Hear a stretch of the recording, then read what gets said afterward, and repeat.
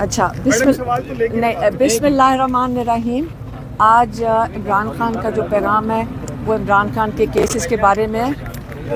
آج جو توشہ خانہ 2 کورٹ میں لگا ہوا ہے اس کے اندر بڑی تیز رفتاری سے وہ چل رہا ہے. حالانکہ کوئی 2-3 ہفتے پہلے یہ کیس بالکل ختم ہو گیا تھا، کیونکہ جو ایک گواہ تھا وہ گواہی جھوٹا ثابت ہوا. اس کے بعد جو عمران خان کے ایکس ملٹری سیکرٹری تھے بریگیڈیئر احمد آئے اور ڈیپٹی سیکرٹری کرنل ریحان تھے، انہوں نے بھی آ کے تصدیق کر دی کہ جو ڈاکیومنٹیشن ہے، جو اس گفٹ کی ڈاکیومنٹیشن تھی وہ بھی مکمل تھی. تو اسی وقت یہ کیس ختم ہو گیا تھا.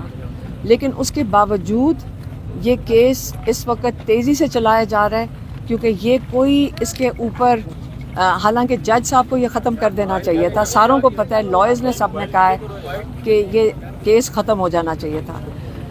اس کے بعد عمران خان نے کہا کہ آپ نے سائفر کا کیس بھی دیکھا، اس کے اوپر سب سے پاکستان کا میرے خیال میں کہتے ہیں کہ مہنگا کیس تھا، اس کے اوپر کتنے کروڑوں روپے خرچ ہوئے.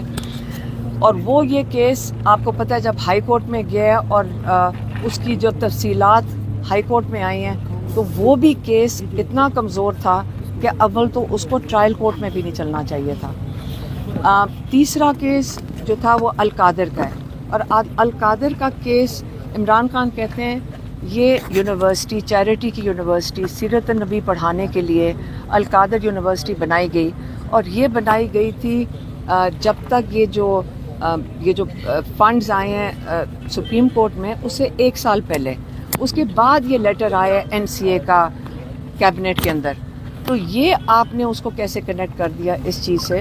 آپ ایک چیریٹی کی یونیورسٹی کو آپ نے کنٹروورشل بنا کر اس کے اوپر کیس بنایا اور آپ نے اس کے اندر اس کو مشکوک بنایا، لیکن وہ کیس بھی ختم ہو گیا تھا ٹرائل کورٹ میں.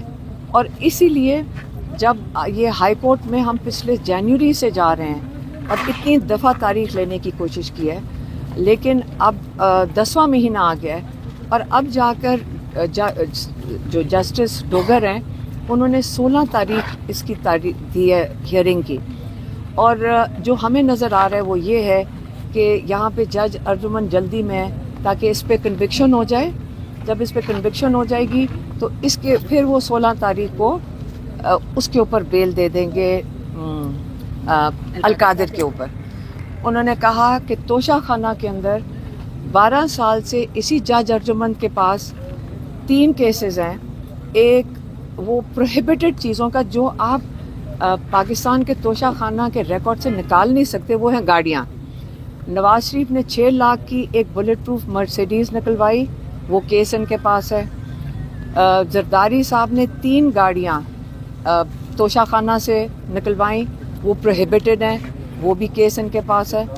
اور ماشاءاللہ مریم نواز نے اس کو ڈکلیئر ہی نہیں کیا تھا جو انہوں نے گاڑی لی تھی، اور یہ ریکارڈ پہ اور ساروں کو پتہ ہے. وہ کیسز یہ سن نہیں رہے. اور جو القادر ہے اس کے اندر زلفی بخاری، کیونکہ وہ جھوٹے گواہ نہیں دینا چاہتے، ان کی پراپرٹی نیلام کی جا رہی ہے پاکستان کے اندر.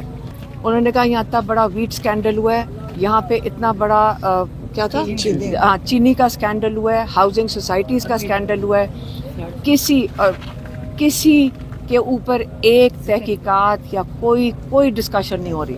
لیکن آپ نے عمران خان کو جیل میں رکھنے کے لیے، بشرا بی بی کو اور کئی ہزار لوگوں کو آپ نے ان کے اوپر 9 مئی کے بعد اتنے کیسز بنا دیے ہیں، کوئی ایویڈنس کے بغیر، کوئی CCTV فوٹیج کے بغیر. اس لیے انہوں نے پاکستانیوں کو میسج دیا ہے کہ دیکھیں، یہ اگر آپ دیکھیں پاکستان میں جو بچی ہوئی تھی اخلاقیات اور رول آف لا، جو انصاف کا نظام ہے، وہ بالکل ختم ہو چکا ہے. اگر آج آپ اپنے حق کے لیے اور اپنے یہ رول آف لا کے لیے اگر آپ نہیں کھڑے ہوں گے تو یہ یاد رکھیں، یہ پاکستان کی آگے جو راستہ بڑا مشکل ہے. یہاں ترقی کا راستہ نہیں ہے، یہاں پہ بہت برے حالات آئیں گے اکنامکلی. پہلے ہی 30 لاکھ لوگ ملک چھوڑ کے جا چکے ہیں پچھلے 2-3 سالوں میں.